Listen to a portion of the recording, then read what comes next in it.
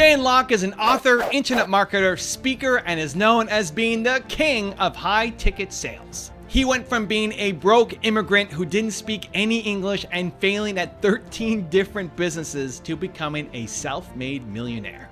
And today we're going to learn his best advice on how you can work smart. Enjoy. Rise and shine, it's Entspresso time. I wake up every morning. Espresso keep me going. I wake up every morning. Hey, it's Carmichael, and every morning I bring you a shot of Entspresso to help you believe in yourself and give you the confidence to start your day off strong. So good morning, I believe in you, and let's do this. Over to you, Dan Lok. I never want to project my values on you. How you live your life is up to you, right? I paid a price early. I made a lot of sacrifices, and money's not everything. Money's never everything, but money is important. It gives you more choices. So most people, they work hard their entire lives and they have nothing to show for. You work very hard. Comment below, right? You work hard. You cannot go on that vacation. You're in debt. You want to buy something for your family. You want to send your kids to college. You want to just live in a nicer hotel when you travel, and you cannot even do that. Do you work hard? You work hard. I work hard. I always believe that if I'm going to be working hard anyway, I might as well work hard to be financially successful. I want to know that I'm working hard, but I'm also working smart, right? I want to constantly upgrade my skill sets so I can deliver more value to the marketplace and not just saying, oh man, Dan, you work very hard. You know what, that 5 years, yes, I was working my face off. My friends, partying, drinking, chasing girls, all this. Guess where all my friends are now? They're broke. They can't get a job. They're still stuck. They have no choices. They're in debt. They have no freedom. Looking back, I'm glad that I paid that price early. I'm glad I was working that 12, 14 hours a day, 5 years straight. No rest. Because I did that, I did what most people were not willing to do, what you are not willing to do. So now, I could live a life that most people could never dream of. That's the difference. So you have to make a choice. By the way, you're already making a choice every day. You're making a choice right now. How you invest your time, how you spend your time. Before you know it, 5 years is gone. It goes by like that. 10 years is gone. 15 years is gone. 20 years is gone. You're sitting in your living room. You're watching TV. You're looking yourself in the mirror and you say, where the hell did my time go? Too many people think that the secret to success is just waking up an hour earlier. If you weren't productive with the 16 hours that you are awake, what makes you think that by adding a 17th hour when you are more tired is actually going to make a difference? The problem is that you're losing too much time during the day. We're going to fix that in this video. So I'm constantly looking at how I can work smarter. I'm constantly looking at how I can hack myself, hack my schedule to get more done, be more productive, be more efficient, and work towards building the life that I want to continue to build. This week is actually a great example. I've made a change in my calendar this week where I've always done different things on different days. Where, Monday's my mentoring day, and Tuesday's my YouTube day, and Wednesday's my project day, and Thursday's my interview public facing day, and Friday is my CEO day, and Saturday is my fun day, and Sunday is my family bin day, right? And that's what happens every day as long as I'm here in Toronto and not speaking or on tour somewhere. I made a shift where I was reading an article over the weekend talking about how some people are better in the morning at being in research mode, in intellectual mode, in planning mode, and better in the afternoon at more creative mode, talking to people mode. And I resonated with that. Even when I make these videos, I've shifted over the past couple weeks to making my videos in the afternoon. I find when I make my videos in the afternoon, I have more energy, it's more fun, I look forward to it more. And when I make a video in the morning, I have to force myself to bring the energy more. So in the morning, I'm less energetic, I'm less outgoing, I'm less willing to talk to people, and I'll do it if I need to, but I'd much prefer doing it in the afternoon. And so now I'm applying that across all of my days as much as possible. So in the morning chunk, I'm spending my time doing planning and researching and intellectual and data gathering and processing. And in the afternoon is when I'm spending my time doing Instagram lives and making videos and meetings and talking to people and mentoring and that kind of stuff. And so it's a test. It's an experiment that I'm going through right now. And so far, I'm kind of liking it. I don't know if I'm going to make it prescriptive yet and if I'm going to apply it to everything yet, but so far, I'm really liking it. And I think that's constantly the hack, because hard work is important. You have to work hard. Hard work, though, is just your ticket in. It's not enough just to work hard. There's lots of people who work hard, but then don't accomplish anything, who don't ever get their goals or dreams.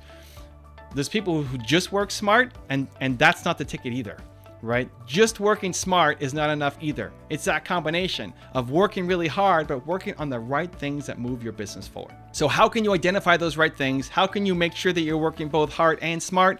I've got a 3-step process that I follow that I'm going to share with you in this video. But before that, if you want to learn how to have unstoppable confidence and self-love, check out my 254 series. It's free. It sends you a video every single morning to help you build your confidence. The link to join is in the description below. Remember this, your business is always a reflection of you. After you practice martial art, you develop this natural self-confidence, not cockiness, but you develop this natural self-confidence. That's a problem with young people. You're not good at anything. Oh, I'm so good. No, tell me the truth. You're not good at anything. Okay, how do you make sure you're working hard and smart on the right things that help you move the ball forward for the life that you want to build? I got 3 steps for you to go through. Let's do it. Step number 1 is make sure your actions map to your ambitions. Your actions need to map to your ambitions. So you look at your calendar, you look at where you're spending your time on a macro, on a whole, like step above, look at where you're going to be spending time in the next month. You say you want this, you say you want to be here, you say you want this out of life and this kind of business, right? You say you want these things. Amazing. I love it. That's inspiring and gives you hope and energy and motivation. Great. Now, are you doing the actions to help get you there? Where in your calendar, right, on a monthly or weekly basis, where are you spending the time? If you looked at your calendar from above, where are you actually spending your time to make that stuff happen? If there's no spot in your calendar, then chances are you're spending too much time on little things. They're still important to move things forward, but they're little. They're little for what you should be doing. And you'll never end up building the life and business that you want. Next year, you'll be in the same spot that you are right now because you spent your time overwhelmed by little things and never moving any of the big things that you want out of life forward. So your actions have to map to your ambitions. These are your ambitions. Show me your calendar where that's actually happening. Step number 2 is schedule for success. So now we've got a big picture of our calendar. Now narrow it down on a weekly basis. Look at what you're going to do from Sunday to Sunday. What days are you going to be doing what projects on? So I have my calendar where I do different things on different days. So today's a Tuesday. I'm recording all my YouTube videos on a Tuesday. That is an action that maps to my ambition, right? So back to step 1. I want to build my impact, right? I want to touch the world. I want to solve the world's biggest problem. I think YouTube is the best way to do that, right? That's my ambition. Great. Show me your calendar where you're actually spending time doing it. And how do you schedule for success? The second part, well, every Tuesday I spend a whole day on my YouTube channel. In the morning, I'm working now on my strategy, my research, my data, my analytics. And in the afternoon, I'm making videos for you guys, right? My actions are mapping to my ambitions and it's in my weekly calendar. Because otherwise I could want to be a YouTuber and have a big impact, but if I'm not making videos, it's never going to happen. So similarly, plan it down, like make it nitty gritty.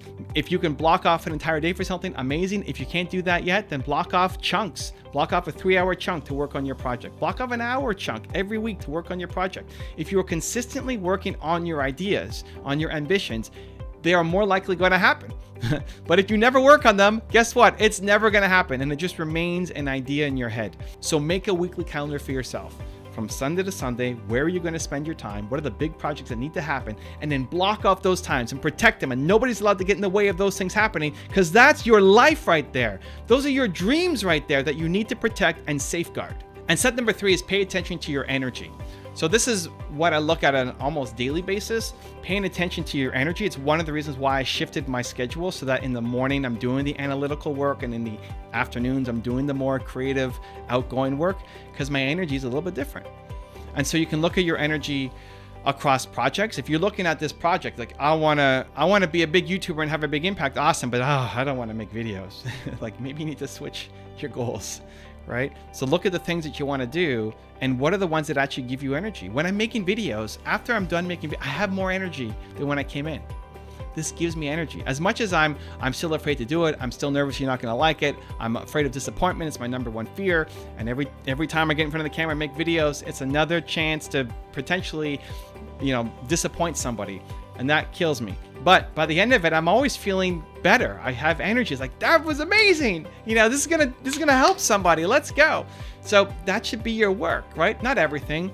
There's tons of stuff you have to do on a regular basis in the business that you don't love, that sucks you dry, right? But hopefully those are not recurring things, right? Those are one-off things.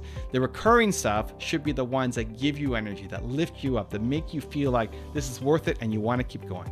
Pay attention to your energy daily. Now I've got a really special bonus clip that I think you're going to enjoy. But before that, question of the day, I want to know, what is the task? What is the activity in your business that gives you the most energy, that makes you feel alive? Let me know. Put it down in the comments below. And if you made it this far in a video and you're still watching and you commit, you promise to take action after watching this video, I want to celebrate you. Give me a hashtag believe in the comments as well. LL Cool J and some famous artists started to wear your clothes. You were still full-time at Red Lobster. I was full-time, because we've seen too many movies where it says, go balls to the wall, burn every bridge. Oh, by the way, other people's money, it's wreckable. That's bullshit, right? Totally. The bottom line is don't quit your day job. All right, because here's what was happening. As a waiter at Red Lobster, maybe I made $30,000 or $40,000, right? But if I did that, which I did for 5 years, and I would work my 60 hours at Red Lobster, then I'd put in another maybe 15 or 20 hours working on FUBU.